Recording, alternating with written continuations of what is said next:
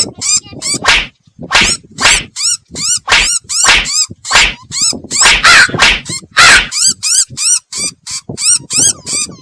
समय की बात है, सुंदरवन जंगल में टुनटुनी चिड़िया अपनी सौतेली बहन पिंकी चिड़िया और अपनी सौतेली माँ रानी चिड़िया के साथ रहा करती थी। टुनटुनी की माँ टूनी चिड़िया की मौत कुछ महीनों पहले एक सांप के काटने के कारण हो गई थी।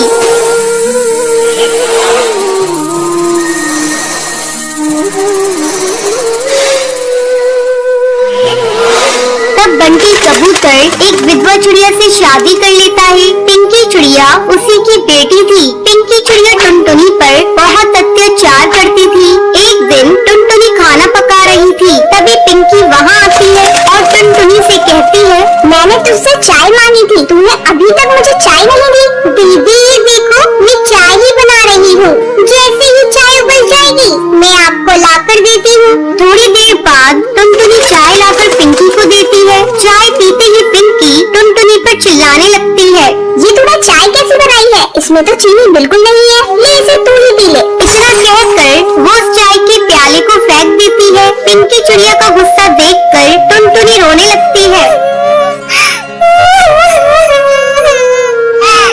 टुनटुनी की रोने की आवाज सुनकर रानी चिड़िया वहाँ आती है। तब टुनटुनी रोते हुए उससे कहती है,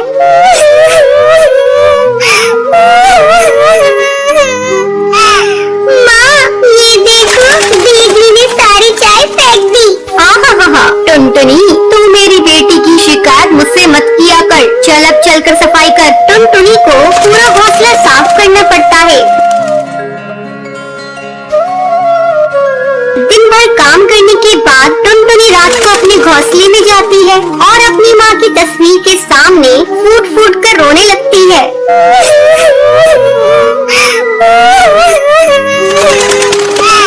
माँ तुम मुझे छोड़कर कहाँ चली गई? पिंकी चिड़िया मुझे बहुत सताती है, पापा भी अब मुझसे पहले की तरह प्यार नहीं करते। वो रोते रोते सो जाती है। अगले दिन पिंकी चिड़िया स्कूल जाने के लिए तैयार हो रही थी।